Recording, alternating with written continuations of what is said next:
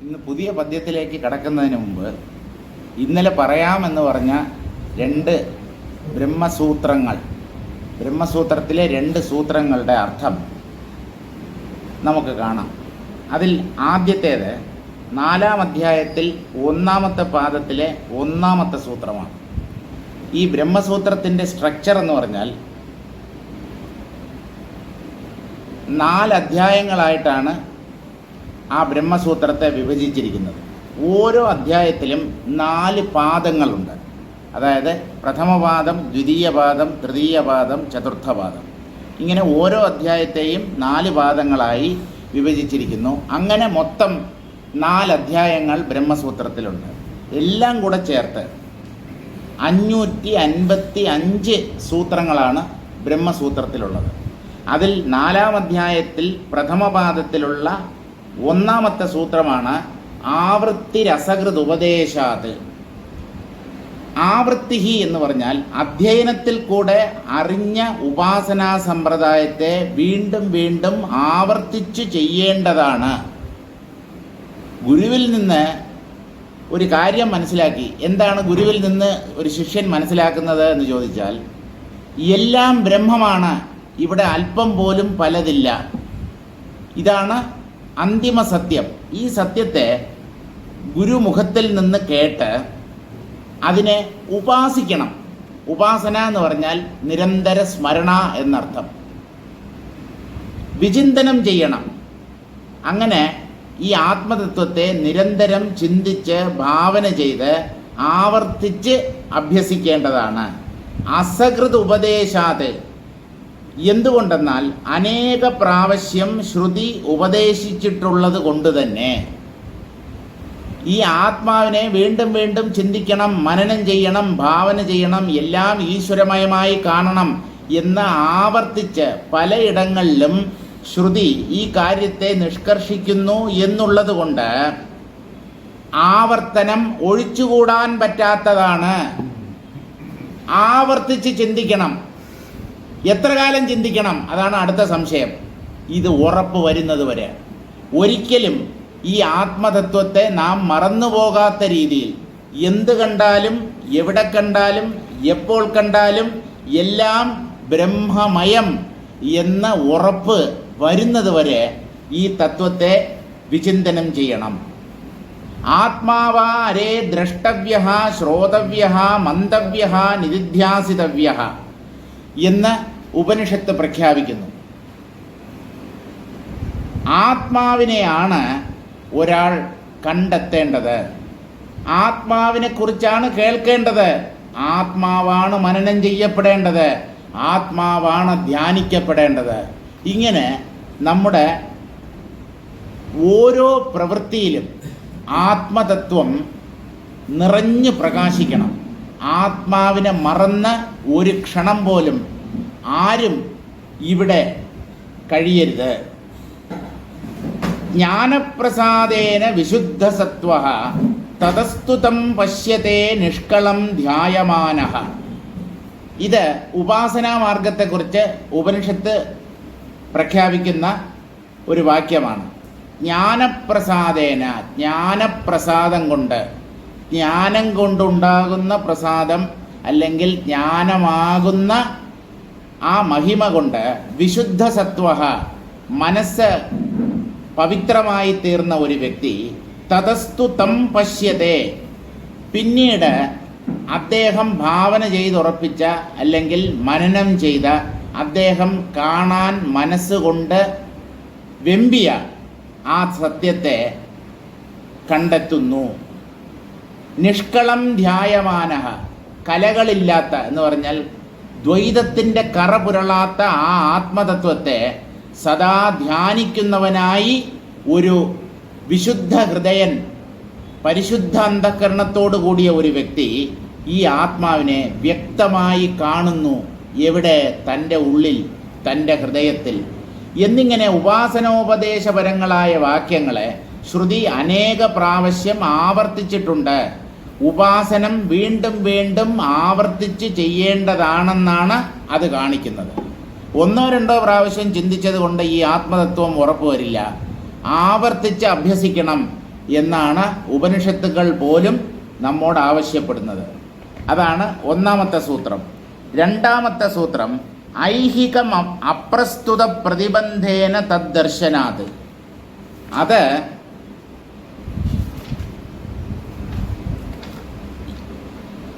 എത്രാമത്തെ സൂത്രം എന്ന് ചോദിച്ചാൽ എല്ലാം കുറിച്ച് വെച്ചിട്ടുണ്ട്.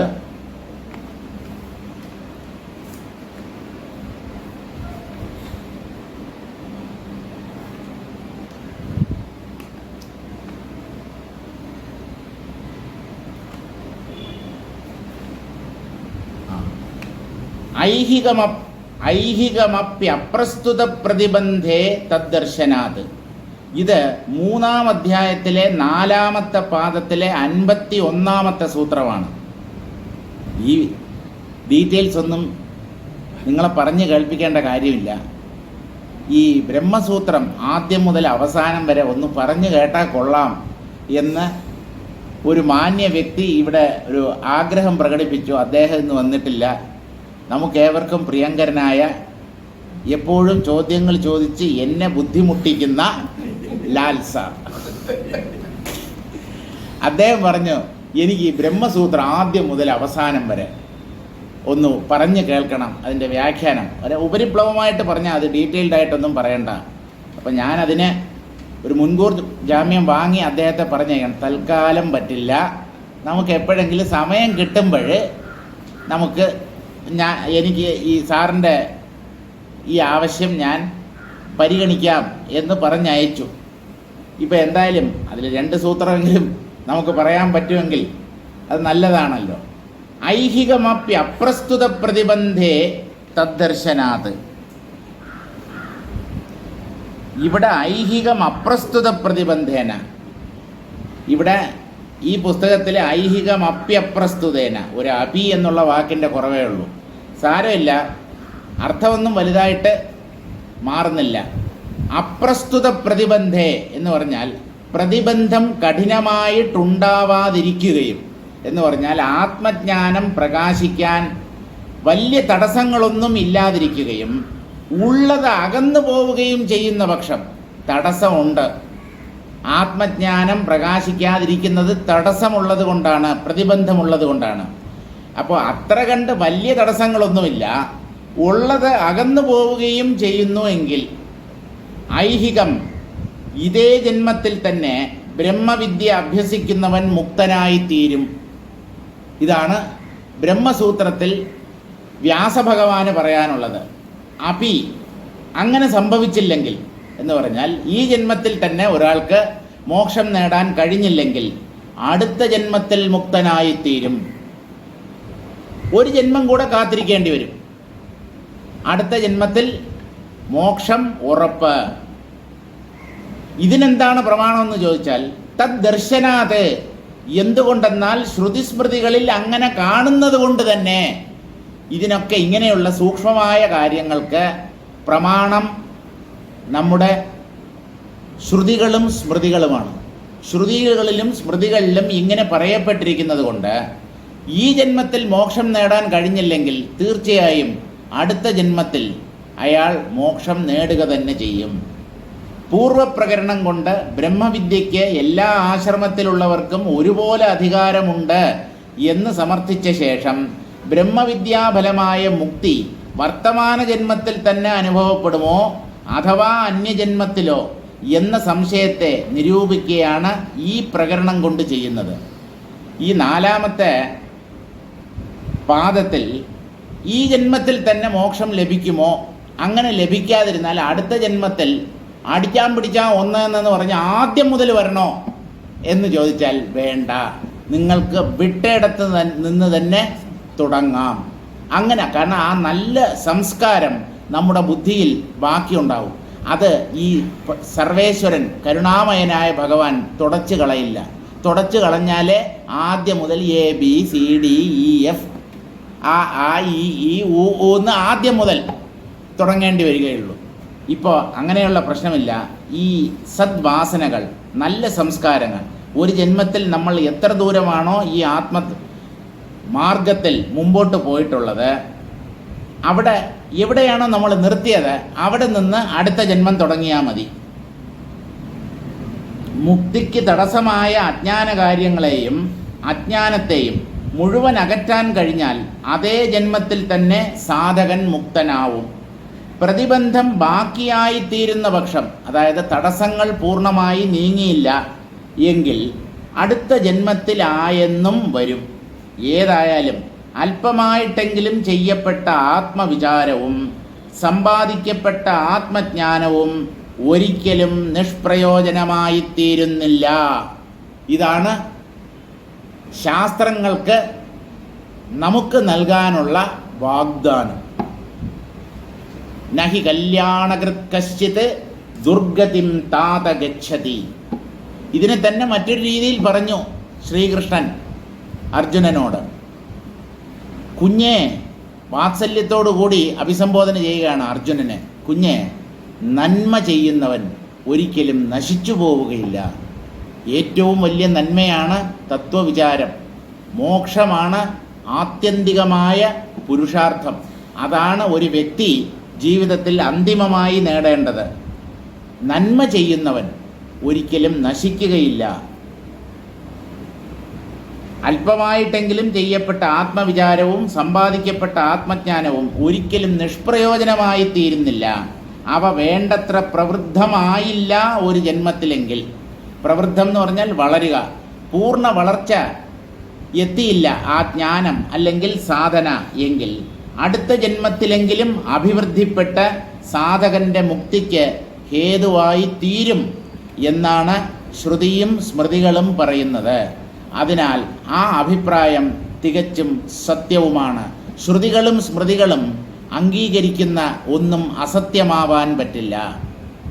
സ്വൽപമപ്യസ്യ ധർമ്മസ്യ ത്രായതേ മഹതോ ഭയാത് എന്നും കൃഷ്ണൻ ഗീതയിൽ പറയുന്നുണ്ട്. ഈ പ്രയത്നം എന്ന് പറഞ്ഞാൽ ആത്മമാർഗത്തിലേക്കുള്ള നമ്മുടെ ഓരോ ചുവടുവയ്പും വ്യർത്ഥമാവുകയില്ല. അതിൽ ഒരൊറ്റ സാധന പോലും, ഒരു നിമിഷം പോലും നമുക്ക് നിഷ്ഫലമായി തീരില്ല. എല്ലാം സാർത്ഥകമാകും, സഫലമാകും. അതുകൊണ്ട് ഒന്നും വേസ്റ്റായി പോയി, അയ്യോ ഇത്രയും കേട്ടു, എന്തൊക്കെയോ സാധന ചെയ്തു, ജീവിതത്തിൻ്റെ ഒടുവിൽ ആത്മജ്ഞാനം ലഭിക്കാതെ തന്നെ ഞാനിതാ മരിക്കാൻ പോവുകയാണല്ലോ എന്നുള്ള വിഷമം ആർക്കും വേണ്ട. നിങ്ങൾ എത്ര ദൂരം മുമ്പോട്ട് പോയോ കിട്ടിയതെല്ലാം ലാഭം. കാരണം ഇതിൽ മുടക്കുമുതലില്ല. തത്വവിചാരം അതൊരു വലിയ ഇൻവെസ്റ്റ്മെൻ്റ് ആണെങ്കിലും നയാ പൈസയുടെ ചെലവില്ല എന്നുള്ളത് കൊണ്ട് നമ്മൾ എത്ര കണ്ട് ഈ ആത്മീയമായ പുരോഗതി കൈവരിക്കുന്നുവോ ആ കിട്ടിയതെല്ലാം നമ്മെ സംബന്ധിച്ച് ലാഭം തന്നെയാണ്. ഒന്നും നഷ്ടമാവുന്നില്ല. ഇതാണ് ആ രണ്ട് സൂത്രങ്ങളുടെ അർത്ഥം. ഇനി നമുക്ക് 22ാമത്തെ ശ്ലോകം മുതൽ വായിക്കാം. യോയമർത്ഥം പ്രാർത്ഥയത്തെ തദർത്ഥം യതത്തെ തഥാ സോവശ്യം തമവാപ്നോതി ന ചേച്ഛ്രാന്തോ നിവർത്തത്തെ. യഹ അയമർത്ഥം പ്രാർത്ഥയത്തെ തദർത്ഥം യതത്തെ തഥാ.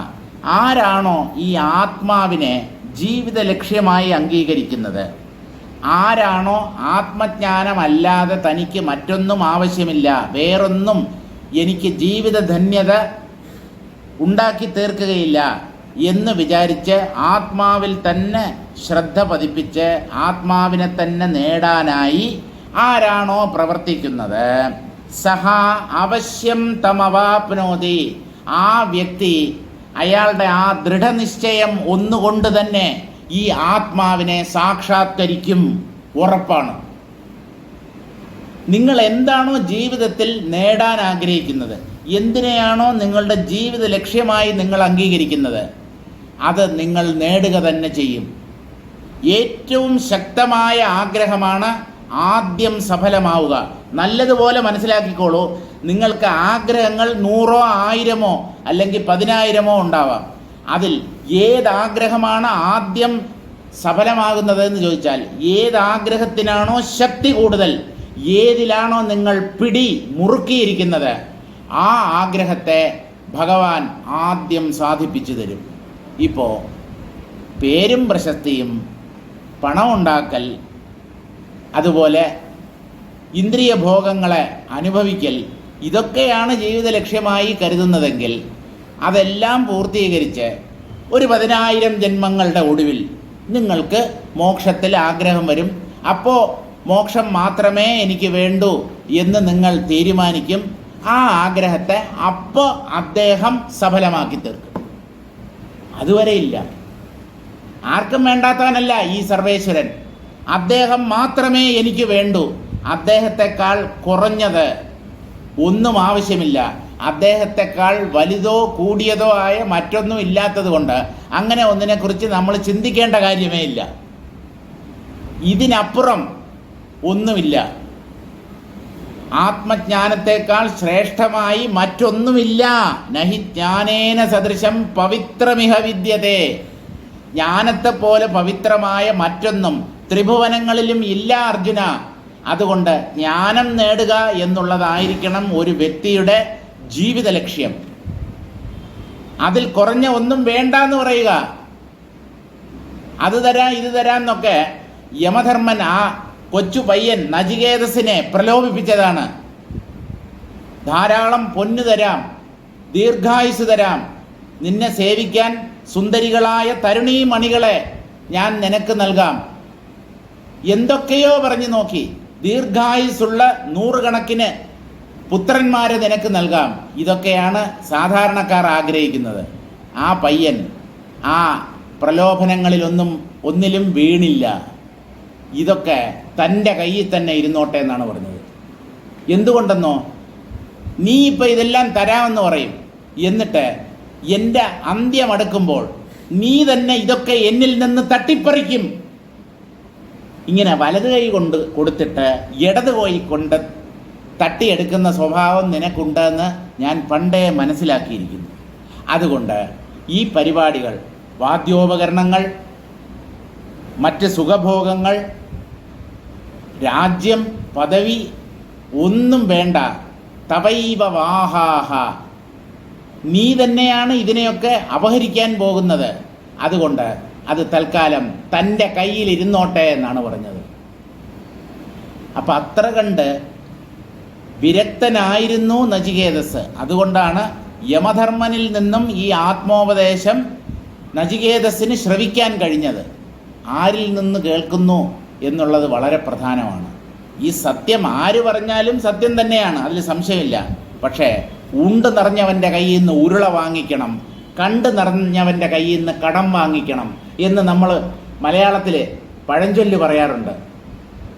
ആരുടെ കയ്യിൽ നിന്നാണ് നമ്മൾ ഈ ആത്മവിദ്യ സ്വീകരിക്കുന്നത് എന്നുള്ളത് വളരെ പ്രധാനമാണ്. ആ വ്യക്തിക്ക് ഈ ആത്മജ്ഞാനത്തിൽ നല്ല ഉറപ്പ് ഉണ്ടാവണം. ബ്രഹ്മനിഷ്ഠനായ ഒരു ശ്രോത്രിയനിൽ നിന്ന് വേണം ഈ ആത്മതത്വത്തെ ഗ്രഹിക്കാൻ എന്ന് തന്നെയാണ് ഉപനിഷത്തുക്കളും പറയുന്നത്. അയാൾ ശ്രോത്രിയനുമായിരിക്കണം, ബ്രഹ്മനിഷ്ഠനുമായിരിക്കണം. എന്താണ് ഈ രണ്ട് വാക്കുകൾ തമ്മിലുള്ള വ്യത്യാസം? ശ്രോത്രിയൻ എന്ന് പറഞ്ഞാൽ ശ്രുതികൾ, വേദങ്ങൾ, പ്രധാനമായും ഉപനിഷത്തുകൾ നല്ല പോലെ അധ്യയനം ചെയ്ത വ്യക്തിയായിരിക്കണം. ഉപനിഷത്തുകൾ നല്ല പോലെ പഠിച്ചിട്ടുണ്ട്, അതിൻ്റെ ആന്തരാർത്ഥം മനസ്സിലാക്കിയിട്ടുണ്ട്. പക്ഷേ ആത്മാനുഭവം ഇല്ലെങ്കിൽ പ്രയോജനമില്ല. അപ്പോൾ ശാസ്ത്രങ്ങൾ നല്ലപോലെ അഭ്യസിച്ചിട്ടുണ്ടാവണം, ആത്മജ്ഞാനം നേടിയ വ്യക്തിയുമാവണം. അങ്ങനെയുള്ള ഒരു ഗുരുവിനെ കിട്ടുന്നവൻ അതിവേഗം ഈ ആത്മതത്വത്തെ സാക്ഷാത്കരിക്കും. ഉപനിഷത്തുകളുടെ പ്രഖ്യാപനം ആചാര്യവാൻ പുരുഷോ വേദ എന്നാണ്. നല്ല ഒരു ആചാര്യനെ, സമ്പന്നനായ ശാസ്ത്രങ്ങളിൽ അല്ലെങ്കിൽ ഉപനിഷത്തുകളിൽ പാരംഗതനായ ഒരു ഗുരുവിനെ നിങ്ങൾക്ക് ലഭിച്ചാൽ നിങ്ങൾ പെട്ടെന്ന് തന്നെ ഈ ആത്മാവിനെ സാക്ഷാത്കരിക്കും. ഏത് വിഷയവും അങ്ങനെയാണ്. അപ്പോൾ ആരാണോ ഈ ആത്മാവിന് വേണ്ടി തൻ്റെ ജീവിതത്തെ സമർപ്പിക്കുന്നത്, ഈ ആത്മാവിനെ ആരാണോ ഉള്ളഴിഞ്ഞ് സ്നേഹിക്കുകയും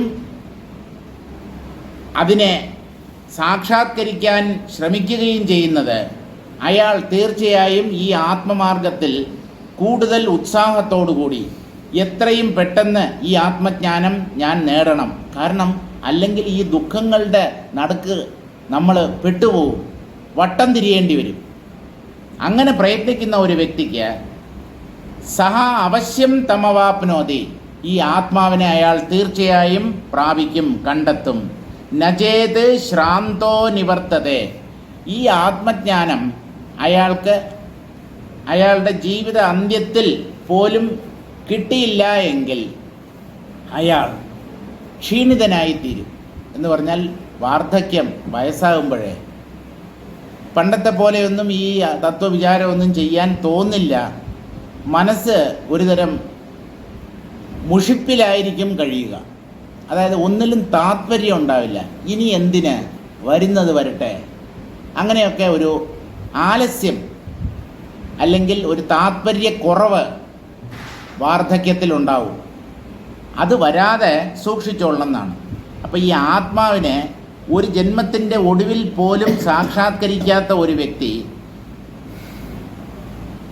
ശ്രാന്തനായി ശ്രാന്തൻ എന്ന് പറഞ്ഞാൽ തളർന്നവനായി തൻ്റെ ഉദ്യമത്തിൽ നിന്നും പിന്മാറും. എന്ന് പറഞ്ഞാൽ മതി, ഇതൊക്കെ മതി എന്ന് അയാൾക്ക് തോന്നും. അതുകൊണ്ട് എത്രയും പെട്ടെന്ന് ശരീരവും മനസ്സുമൊക്കെ വേണ്ട പോലെ പ്രവർത്തിച്ചു കൊണ്ടിരിക്കുമ്പോൾ തന്നെ ഈ ആത്മജ്ഞാനം നേടേണ്ടത് അത്യാവശ്യമാണ്. ജ്ഞാനം ദുർലഭം ഇത്യുദ്വേഗാത് ശ്രവണം ന ത്യാജ്യം ഇത്യാഹ. ഈ ജ്ഞാനം എന്ന് പറയുന്നത് അത്യന്തം ദുർലഭമായ ഒന്നാണ്. എത്ര പേർ ശ്രമിക്കുന്നു, എത്ര പേർക്ക് ജ്ഞാനം ലഭിക്കുന്നു? ഈ കണക്കുകൾ പരിശോധിച്ചാൽ അപൂർവമായി ലഭിക്കുന്ന ഒന്നാണ് ഈ ജ്ഞാനം അഥവാ ജ്ഞാനത്തിലൂടെയുള്ള മോക്ഷം എന്ന കാര്യം നമുക്ക് വ്യക്തമായി മനസ്സിലാക്കാം. ഈ ജ്ഞാനത്തിൻ്റെ ദൗർലഭ്യം കാരണം എപ്പോഴും ഒരാളുടെ ഉള്ളിൽ ഉദ്വേഗമുണ്ടാവും. ഉദ്വേഗം എന്ന് പറഞ്ഞാൽ ഒരു ആശങ്ക, തനിക്കിത് ജീവിത അവസാനത്തിന് മുമ്പേ, മരിക്കുന്നതിന് മുൻപേ നേടാൻ പറ്റുമോ ഇല്ലയോ, പറ്റാതായിപ്പോയാൽ എന്തു ചെയ്യും, വീണ്ടും ജനിക്കേണ്ടി വരും, ഏത് രൂപത്തിലാണ് ജനിക്കുന്നത്, ആരുടെ വീട്ടിലാണ് ജനിക്കുന്നത്, ഇതൊന്നും അറിയില്ല. അപ്പം അങ്ങനെ ഒരു വിഷമമോ ആശങ്കയോ ഒക്കെ ഉണ്ടാകും.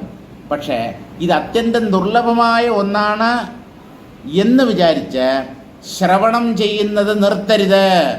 ശ്രവണത്തെ ഉപേക്ഷിച്ച് കളയരുത്. ജീവിത അവസാനം വരെ ഇതിനെ കേൾക്കുക തന്നെ വേണം. കേട്ടാൽ മാത്രം പോരാ, കേട്ട് മനനം ചെയ്യുകയും വേണം. മനനത്തിന് പ്രേരിപ്പിക്കുന്നത് ഈ ശ്രവണമാണ്. ഇതിനെ എത്ര കണ്ട് എത്ര പ്രാവശ്യം നാം ആവർത്തിച്ച് കേൾക്കുന്നുവോ അത്ര കണ്ട് നമ്മുടെ മനസ്സ് ഇതിനെ നേടാൻ കൊതിക്കും. അങ്ങനെയാണ് നമ്മൾ മനനം ചെയ്യാൻ നിർബന്ധിതരായിത്തീരുന്നത്. അപ്പോൾ ശ്രവണം വേണ്ട പോലെയായാൽ മനനം സ്വാഭാവികമായി സംഭവിക്കും. ശ്രവണം ആദ്യപടി തന്നെ പാളിപ്പോയാൽ മനനത്തിലേക്ക് നമ്മുടെ മനസ്സ് തിരിയുകയില്ല. തസ്മാദസ്മാൻ നിവർത്തധ്വം അസച്ഛാസ്ത്രവിചാരണാത് ശാന്തിം പ്രാപ്സ്യത സച്ഛാസ്ത്രാത് ജയലക്ഷ്മീം യഥാരണാത്. അതുകൊണ്ട് രാമ, അസ്മാത് നിവർത്തധ്വം അസത്ശാസ്ത്ര വിചാരണാത്, അസത്ശാസ്ത്രങ്ങളെ വിചാരം ചെയ്യുന്നത് നിർത്തൂ, ആ പരിശ്രമത്തിൽ നിന്ന് പിന്മാറൂ. അസത്ശാസ്ത്രം എന്ന് പറഞ്ഞാൽ അധ്യാത്മശാസ്ത്രം ഒഴികെയുള്ള സകല ശാസ്ത്രങ്ങളും അസത്ശാസ്ത്രങ്ങളാണ്. അവയിലൊന്നിലും ഈ ആത്മതത്വത്തെക്കുറിച്ച് പ്രതിപാദിക്കപ്പെടുന്നില്ല.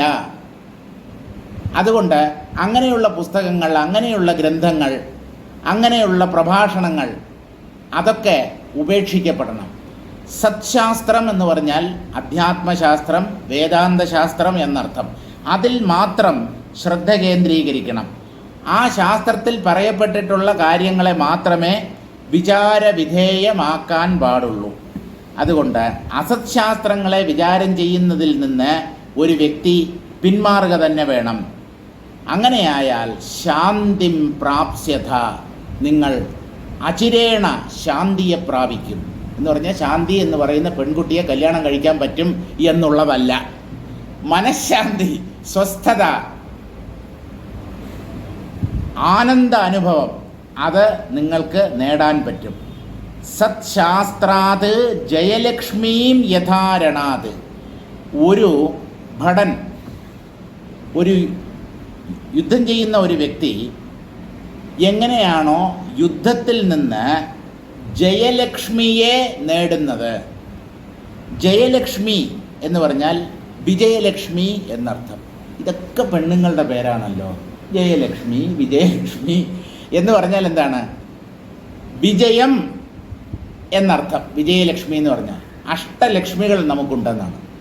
മഹാലക്ഷ്മി ഒന്നാണെങ്കിലും ആ മഹാലക്ഷ്മിയുടെ 8 തരത്തിലുള്ള പ്രകടനങ്ങൾ: ധാന്യലക്ഷ്മി, ജയലക്ഷ്മി, വിജയലക്ഷ്മി, വിദ്യാലക്ഷ്മി, ധനലക്ഷ്മി, ശുഭലക്ഷ്മി എല്ലാം നമുക്ക് വേണം. സന്താനലക്ഷ്മി, കയ്യിൽ ഒരു കൈക്കുഞ്ഞോട് കൂടി ഇരിക്കുന്ന ഒരു മഹാലക്ഷ്മിയുണ്ട്.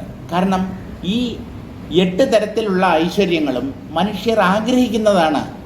അതിനു വേണ്ടിയാണ് ഈശ്വരനെ ഉപാസിക്കുന്നത് തന്നെ. ലക്ഷ്മി അല്ലെങ്കിൽ ഐശ്വര്യം വേണ്ടാത്തവരായിട്ട് ആരെങ്കിലും ഉണ്ടോ? എല്ലാവർക്കും അത് വേണം. ഇപ്പോൾ ഒരു ഭടൻ യുദ്ധത്തിൽ നിന്ന് അല്ലെങ്കിൽ രണഭൂമിയിൽ നിന്ന് ജയലക്ഷ്മിയെ സ്വീകരിക്കുന്നത് പോലെ എന്ന് പറഞ്ഞാൽ വിജയം നേടുന്നത് പോലെ. ഇനി എപ്പോഴും ഒരാൾക്ക് വിജയം നേടാൻ കഴിഞ്ഞു എന്ന് വരില്ല. അയാൾ യുദ്ധത്തിൽ മരിച്ചുപോയാൽ, യുദ്ധം ചെയ്യുന്നതിനിടയിൽ അയാൾ മരിച്ചുപോയാൽ സാരമില്ല, അയാൾക്ക് വീരസ്വർഗം ലഭിക്കും. അതാണല്ലോ അർജുനനെ യുദ്ധം ചെയ്യാൻ പ്രേരിപ്പിക്കാൻ കൃഷ്ണൻ ഉപദേശിച്ച ഒരു മാർഗം. ഹതോവാ പ്രാപ്സ്യസി സ്വർഗം ജിത്വാ വാ ഭോക്ഷ്യസേ മഹീം. രണ്ടായാലും അർജുന നിനക്ക് ലാഭമാണ്.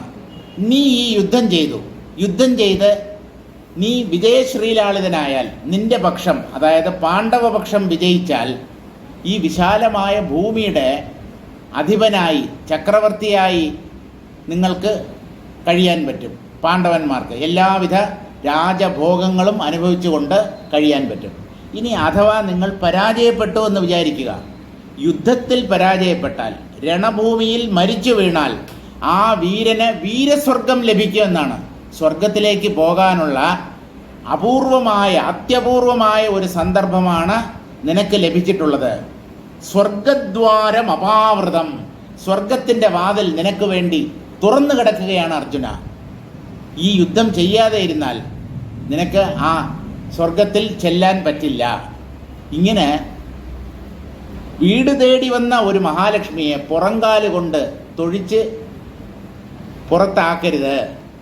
അതുകൊണ്ട് എന്തായാലും ലാഭമാണ്. വിജയിച്ചാൽ ഈ ഭൂമിയുടെ അധിപനാകാം, സകലവിധമായ രാജഭോഗങ്ങളും അനുഭവിച്ചുകൊണ്ട് കഴിയാം. യുദ്ധത്തിൽ മരിച്ചുപോയാൽ അപ്പോഴും വീരസ്വർഗം നിനക്ക് ലഭിക്കും.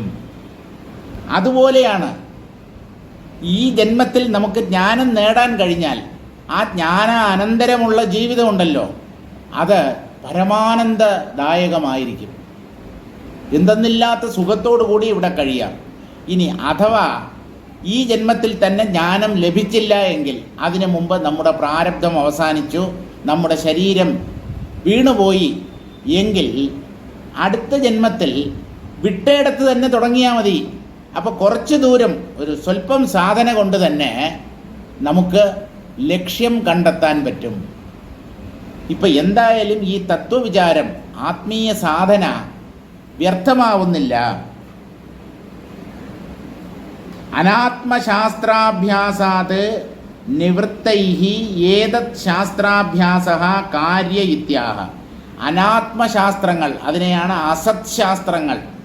അസത്ത് എന്ന് പറഞ്ഞാൽ മോശമായത്, നല്ലതല്ലാത്തത്, നിന്ദ്യം, നീചം, കൊള്ളരുതാത്തത് എന്നൊക്കെയാണ് അർത്ഥം. അസത്ത് അപരാവിദ്യ, പരാവിദ്യയല്ല അപരാവിദ്യ. ധാരാളം ശാസ്ത്രശാഖകളുണ്ട്. നമുക്ക് എന്തൊക്കെയോ പഠിക്കാനുണ്ട് ഈ ലോകത്തിൽ. പക്ഷേ അതൊന്നും നമുക്ക് മോക്ഷത്തെ പ്രദാനം ചെയ്യുകയില്ല. അതുകൊണ്ട് അസത്ശാസ്ത്രങ്ങളെ അഭ്യസിക്കുന്നതിൽ നിന്ന് നിവൃത്തരായി പിന്മാറിയവരായിട്ട് വേണം സത്ശാസ്ത്രത്തെ അഭ്യസിക്കാൻ. ജയലക്ഷ്മിയും ഭൂജയലക്ഷ്മിയും സ്വർഗജയലക്ഷ്മിയും വാ. ഒരു ഭടൻ ജയിച്ചാൽ ഭൂമിയുടെ അധിപൻ, അല്ലെങ്കിൽ ഒരു സമാധാനപരമായ ജീവിതം, ഭൂമിയെ ജയിച്ചു, ആ ഭൂമിയിൽ അയാൾക്ക് സകലവിധ ഭോഗങ്ങളും അനുഭവിച്ചു കൊണ്ട് കഴിയാം. ഇനി അയാൾ മരിച്ചു പോവുകയാണെങ്കിൽ സ്വർഗജയലക്ഷ്മി, സ്വർഗത്തിൽ ചെല്ലാൻ ഇഷ്ടപ്പെടാത്തവരാരെങ്കിലും ഉണ്ടോ? അപ്പോൾ എന്തായാലും ലാഭമാണ്. ജയിച്ചാലും ആന ജീവിച്ചിരുന്നാലും ചത്തുപോയാലും പന്തീരായിരം എന്ന് പറഞ്ഞതുപോലെയാണ്. എന്തായാലും ലാഭം മാത്രമേ ഉള്ളൂ. അതിന് ആഹാരം കൊടുക്കണം, പട്ടിണി കിടരുത്. ആന എന്ന് പറയുന്നത് അസത്തല്ല, അതൊരു അസറ്റാണ്. അസറ്റ്, ASAT അല്ല, ASSET, അങ്ങനെ ഇംഗ്ലീഷിൽ എഴുതി കഴിഞ്ഞാൽ അസത്ത് എന്നും വായിക്കാം. പണ്ട് കുട്ടികളെ ശകാരിക്കാൻ ഉപയോഗിച്ചുകൊണ്ടിരുന്നൊരു വാക്കാണ് അസത്തെ എന്ന് പറഞ്ഞാൽ കൊള്ളരുതാത്തവൻ, പ്രയോജനമില്ലാത്തവൻ, വേസ്റ്റ് എന്നൊക്കെയാണ് അർത്ഥം. അപ്പോൾ എന്തായാലും ലാഭം മാത്രമേ ഉള്ളൂ അർജുന ഈ ആത്മമാർഗത്തിൽ. വിവേകേ ച വഹത്യേഷാ മനോനദീ യത്രൈവ വാഹ്യതേ യത്നാത് തത്രൈവ സ്ഥിതിമൃച്ഛതി. മനസ്സാകുന്ന നദി രണ്ട് കൈവഴികളായിട്ടാണ് തിരിയുന്നത്. അതായത് ഒരു നദി ഏതിലൂടെ ഒഴുകണം, ഏത് മാർഗത്തിലൂടെ ഒഴുകണം എന്ന് മനുഷ്യർക്ക് തീരുമാനിക്കാം. കാരണം ജലത്തിന് പ്രത്യേകിച്ച് ഇന്ന വഴിയിലൂടെയേ ഞാൻ ഒഴുകൂ എന്ന് നിർബന്ധമൊന്നുമില്ല. അപ്പോൾ നമ്മൾ ആ ചാലോ തോടോ ഒക്കെ ആയിട്ട് നമ്മൾ അതിനെ ദിശ തിരിച്ച് വിട്ടാൽ ആ മാർഗത്തിലൂടെ നദി ഒഴുകാൻ തുടങ്ങും. ഇതുപോലെ തന്നെയാണ് വാസനാനദി അല്ലെങ്കിൽ മനോനദി. ഈ മനസ്സ് എന്ന് പറയുന്നത് നമ്മൾ ഏത് മാർഗത്തിലൂടെയാണോ അതിനെ തിരിച്ചു വിടുന്നത് അതിലൂടെ ഒഴുകും. അതാണ് അതിൻ്റെ സ്വഭാവം. വിവേകമാർഗത്തിലൂടെയാണ് നിങ്ങൾ അതിനെ തിരിച്ചു വിടുന്നതെങ്കിൽ നിങ്ങൾ വിവേകിയായി ജീവിക്കും. അവിവേകത്തെയാണ് ആശ്രയിക്കുന്നത്. അവിവേക മാർഗത്തിലൂടെയാണ് നിങ്ങളുടെ മനസ്സിലെ ചിന്തകളെ നിങ്ങൾ ഒഴുകാൻ അനുവദിക്കുന്നത് എങ്കിൽ നിങ്ങൾ അവിവേകിയായി തന്നെ തുടരും. ഇപ്പോൾ ഈ മനസ്സ് എന്ന് പറയുന്നത് നമ്മൾ ഏത് ദിശയിൽ തിരിച്ചുവിടുന്നു ആ ദിശയിൽ ഒഴുകും. അതാണ് അതിൻ്റെ സ്വഭാവം. എത്രൈവ ബാഹ്യതേ യത്നാത്, നിങ്ങൾ ഏത് മാർഗത്തിലൂടെ അതിനെ ഒഴുകാൻ അനുവദിക്കുന്നുവോ തത്രൈവ സ്ഥിതി മൃച്ഛതി, അത് ആ മാർഗത്തിലൂടെ തന്നെ ഒഴുകും. ഇപ്പോൾ ഏത് മാർഗത്തിലൂടെ തിരിച്ചു വിടണം എന്നുള്ളത് ഉള്ളിൽ വിവേകമുണ്ടെങ്കിലേ നമുക്ക് തീരുമാനിക്കാൻ പറ്റൂ. അല്ലെങ്കിൽ തിന്നും കുടിച്ചും സാധാരണക്കാർ ജീവിക്കുന്നത് പോലെ അടിച്ചു പൊളിച്ച് അവസാനം ചത്തുപോകേണ്ടി വരും. യുദ്ധം ഓരോന്ന് ചിന്തിച്ചിരിക്കവേ ചത്തുപോകുന്നു പാവം ശിവശിവ. എന്താണ് ആ എണ്ണി എണ്ണിക്കുറയുന്നീതായുസ്സും മണ്ടി മണ്ടിക്കരേറുന്നു മോഹവും വന്നു ഓണം വരുന്നു വിഷുവെന്നും വന്നിലല്ലോ തിരുവാതിരയെന്നും ചിങ്ങമാസത്തിലാകുന്നു നമ്മുടെ ജന്മനക്ഷത്രമശ്വതി നാളെന്നും യുദ്ധമോരോന്നു ചിന്തിച്ചിരിക്കവേ ചത്തുപോകുന്നു പാവം ശിവ ശിവ. ഇതിൽ ചിങ്ങമാസത്തിൽ എന്നുള്ളതിന് കുംഭമാസത്തിൽ, മീനമാസത്തിൽ, ഏത് മാസത്തിൻ്റെ പേര് വേണമെങ്കിലും നിങ്ങൾക്ക് ചേർക്കാം. രണ്ടക്ഷരമുള്ള ഏതെങ്കിലും ഒരു മാസത്തിൻ്റെ പേര് പറയാം, വൃത്തഭംഗം വരാത്ത രീതി. അപ്പോൾ അത് ഇതുമൊക്കെ ചിന്തിച്ച് കുട്ടികളുടെയും പേരക്കുട്ടികളുടെയും ഒക്കെ നിലയും അവരുടെ ജീവിതവും ഒക്കെ ചിന്തിച്ച് അങ്ങനെ ഒരു ദിവാസ്വപ്നം കണ്ടുകൊണ്ടിരിക്കുമ്പോൾ നമ്മുടെ പ്രാണൻ നമ്മുടെ ശരീരത്തിൽ നിന്ന് വേർപെടും. ചത്തുപോകുന്നു പാവം എന്ന് പറയുന്നത് ആ ആചാര്യന് നമ്മോടുള്ള കരുണയെ സൂചിപ്പിക്കുന്നതാണ്. ചത്തുപോകുന്നു പാവം ശിവശിവ, കൃഷ്ണ കൃഷ്ണ ശിവശിവ. എന്തു പറയാൻ, ഇങ്ങനെ മനുഷ്യർ ഓരോന്ന് ചിന്തിച്ചുകൊണ്ടിരിക്കുമ്പോൾ അവർ മരിച്ചു പോകുന്നല്ലോ. അതിൽ മനസ്സ് നൊന്താണ് അദ്ദേഹം ഈ പാവം എന്നുള്ള വാക്ക് പ്രയോഗിച്ചിരിക്കുന്നത്. അപ്പോൾ മനസ്സിന് വ്യക്തമായ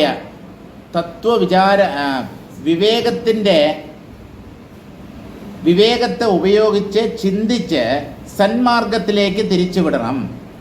യത്നാത് നിരോധി സ്രോതോന്തര നിരോധ പ്രയത്നാത്. അത് സഞ്ചരിക്കാൻ പാടില്ലാത്ത മാർഗങ്ങളിലൂടെ അതിനെ സഞ്ചരിക്കാൻ അനുവദിക്കരുത്. അവിടെയൊക്കെ മനസ്സിനെ നിയന്ത്രിക്കണം. എങ്ങനെയാണോ അവിവേകികളായ കുട്ടികൾ വിളക്കിൻ്റെ അടുത്തും അതുപോലെ മറ്റ് അപകടകാരികളായ ആയുധങ്ങൾ, ബ്ലേഡ്, കത്തി മുതലായ വസ്തുക്കളുടെ അടുത്ത് ചെന്ന് അതിനെ എടുക്കാൻ ശ്രമിക്കുമ്പോൾ നമ്മൾ ആ കുട്ടിയെ ബലം പ്രയോഗിച്ച് ആ പ്രവൃത്തിയിൽ നിന്നും പിന്തിരിപ്പിക്കുന്നത്. ഇതുപോലെ മനസ്സ് എപ്പോഴും വിഷയങ്ങളെ മാത്രമേ അഭിലഷിക്കൂ, ഭോഗങ്ങളിലാണ് അതിന് താത്പര്യം. അധ്യാത്മശാസ്ത്രങ്ങൾ വേണ്ടുവോളം ഉണ്ട്. വ്യക്തമായി ആത്മതത്വത്തെ അവയിലൊക്കെ പ്രതിപാദിച്ചിട്ടുമുണ്ട്. പക്ഷേ എന്തു ചെയ്യാം, ക്ഷീരമുള്ളൊരകിടിൻ ചുവട്ടിലും ചോര തന്നെ കൊതുകിന് കൗതുകം. പശുവിൻ്റെ അകിടിൽ അത്യന്തം പോഷകപ്രദമായ രുചികരമായ പാലുള്ളപ്പോഴും ഈ കൊതുക് ആ പാലിനെ അല്ല കുടിക്കാൻ ആഗ്രഹിക്കുന്നത്. ആ അകിടിലുള്ള മാംസത്തിലെ ചോരയാണ് അതിന് കൂടുതൽ ഇഷ്ടം. ഇപ്പോൾ എന്തു ചെയ്യാൻ പറ്റും? ഓരോരുത്തരുടെ സ്വഭാവം. കൊതുകിൻ്റെ സ്വഭാവമേ ഉള്ളൂ. മൂട്ടയുടെ മുമ്പിൽ ഒരല്പം പാല് ഇറ്റിച്ചു കൊടുത്താൽ മൂട്ട ആ പാല് കഴിക്കില്ല. മൂട്ടയ്ക്ക് ചോരയോടാണ് കമ്പം. പണ്ട് 1000 ക്വിസ് എന്ന ഒരു പുസ്തകം ഉണ്ടായിരുന്നു. 1000 ചോദ്യങ്ങൾ അതിൽ ഉൾപ്പെട്ടിട്ടുണ്ട്.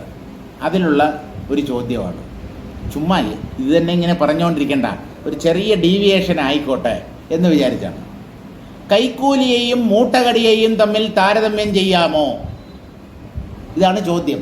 ഒന്നുകൂടെ പറയാം, കൈക്കൂലിയെയും മൂട്ടകടിയെയും തമ്മിൽ താരതമ്യം ചെയ്യാമോ? ചോര ഊറ്റിക്കുടിക്കലാണ് രണ്ടിൻ്റെയും ലക്ഷ്യം. ചോര ഊറ്റിക്കുടിക്കലാണ് കൈക്കൂലി വാങ്ങുന്നതിൻ്റെയും അതുപോലെ മൂട്ട കടിക്കുന്നതിൻ്റെയും ഉദ്ദേശ്യം. മറ്റുള്ളവനെ പിഴിഞ്ഞ് വാങ്ങിക്കുക കൈക്കൂലി. അതുകൊണ്ട് മനസ്സിനെ വിവേകമാർഗത്തിൽ തന്നെ തിരിച്ചുവിടണം. അത് അസന്മാർഗത്തിൽ എന്ന് പറഞ്ഞാൽ തെറ്റായ വഴിയിൽ ആത്മാവിൽ നിന്ന് അകന്ന് സഞ്ചരിച്ചാൽ അതിനെ അല്പം ബലപ്രയോഗത്തിലൂടെ സന്മാർഗത്തിലേക്ക് തന്നെ വലിച്ച് ഈ സന്മാർഗത്തിൽ തന്നെ അതിനെ സ്ഥാപിക്കണം. അസ്മാത് ശാസ്ത്രാദൃതേ ശ്രേയോ ന ഭൂതം ന ഭവിഷ്യതി തതഃ പരമബോധാർത്ഥമിതമേവ വിചാര്യതാം. വസിഷ്ഠ മഹർഷി പിന്നെയും തൻ്റെ കോൺഫിഡൻസ് ലെവൽ എത്രയുണ്ട് എന്ന് ഒരിക്കൽ കൂടെ വ്യക്തമാക്കുകയാണ്. അസ്മാത് ശാസ്ത്രാത് ഋതേ ശ്രേയഃ ന ഭൂതം ന ഭവിഷ്യതി.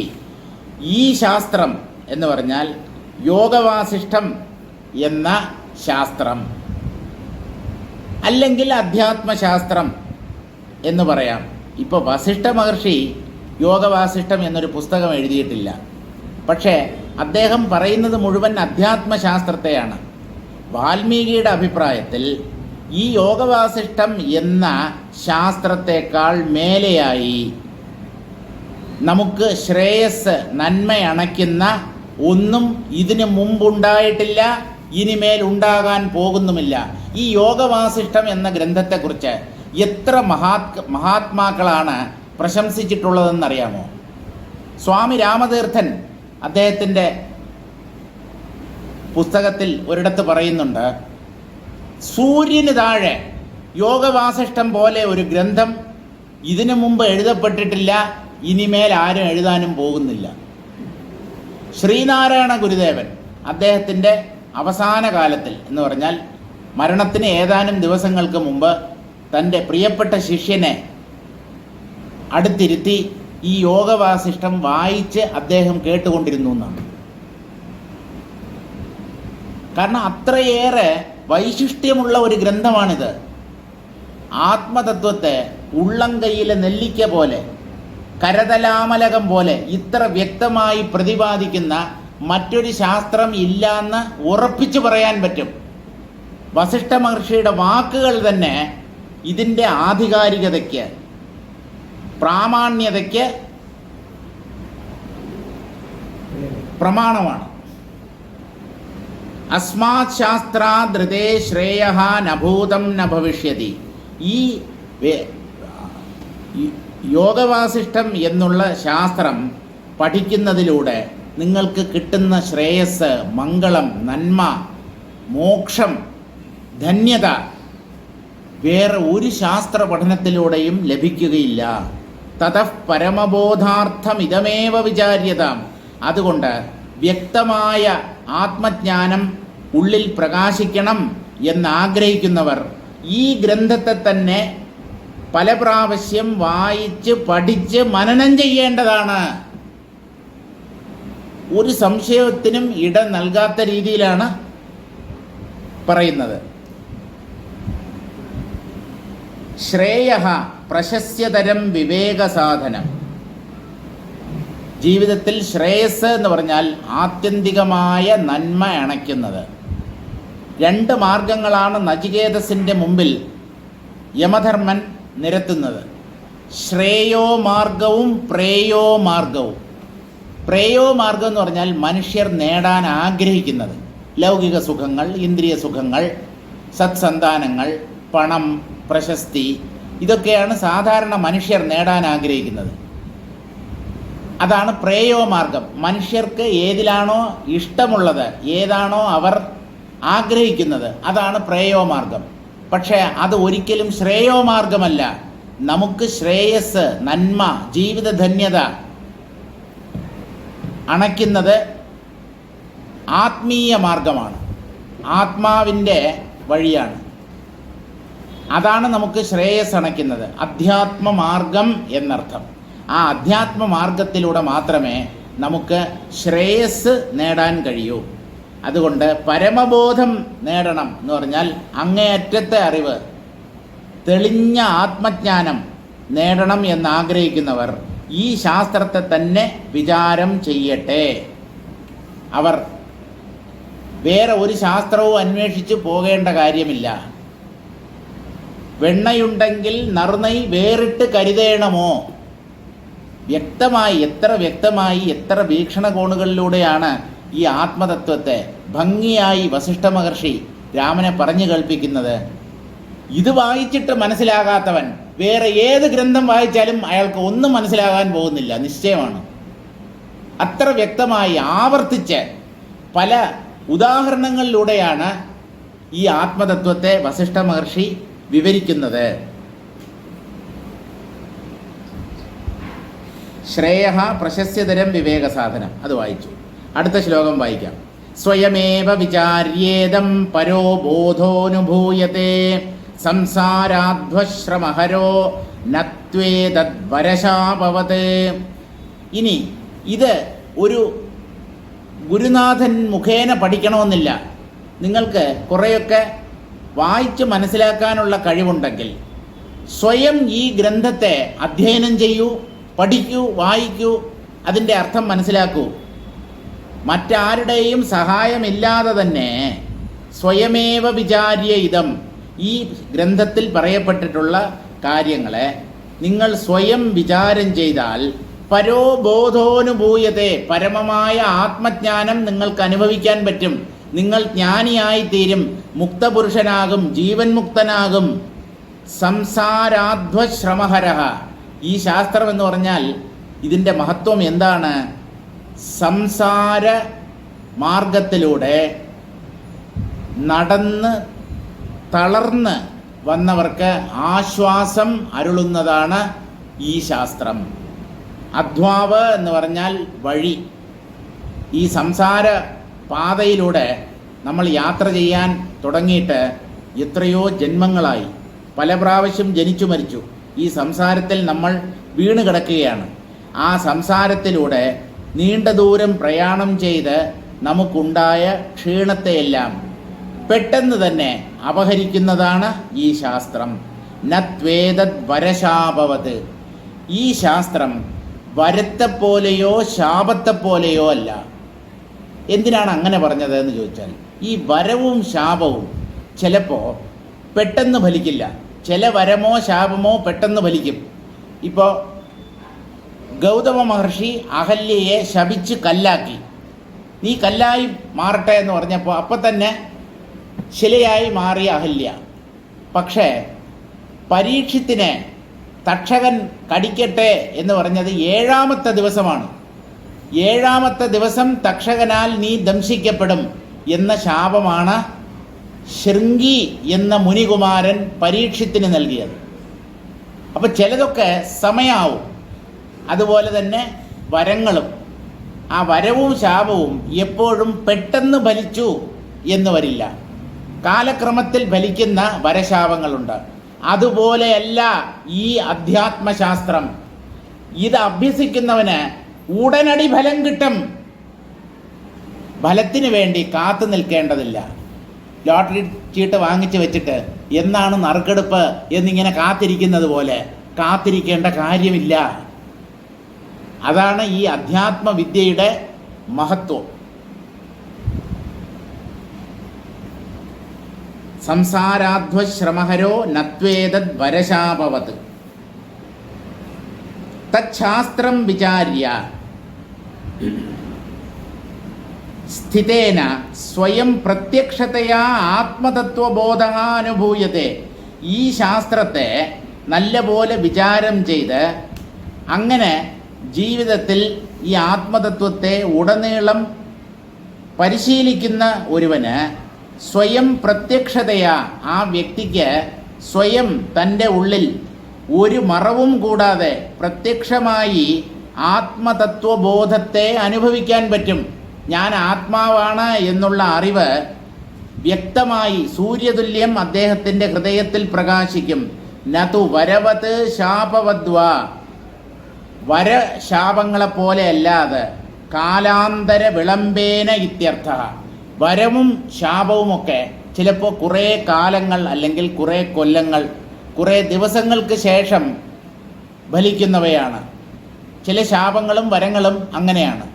പക്ഷേ ഈ അധ്യാത്മവിദ്യ അങ്ങനെയുള്ള വരശാപങ്ങളെപ്പോലെയല്ല. ഉടനടി ഫലം കിട്ടും. പെട്ടെന്നാണ് ഫലപ്രാപ്തി. അതുകൊണ്ട് ഉറപ്പുള്ള കാര്യമാണ്. ഇത് ലോട്ടറി ചീട്ട് വാങ്ങിക്കുന്നത് പോലെയല്ല, ലോട്ടറി ടിക്കറ്റ് എടുക്കുന്നത് പോലെയല്ല. ലോട്ടറി ടിക്കറ്റ് എത്രയോ ആളുകൾ എടുക്കുന്നുണ്ട്. പക്ഷേ ഒരാൾക്ക് മാത്രമേ 1-ാം സമ്മാനം ലഭിക്കുകയുള്ളൂ. അതുപോലെ എത്രയോ ആൾക്കാർ ശ്രമിക്കുന്നു. അതിൽ ഏറ്റവും ഭാഗ്യവാൻ ആരാണോ അയാൾക്ക് മാത്രമേ മോക്ഷം ലഭിക്കൂ എന്ന് അധ്യാത്മശാസ്ത്രം പറയുന്നില്ല. വെയ് രാജാ വെയ്, വെച്ചവർക്കെല്ലാം പണം, എല്ലാവർക്കും മോക്ഷം തീർച്ചയായും ലഭിക്കും.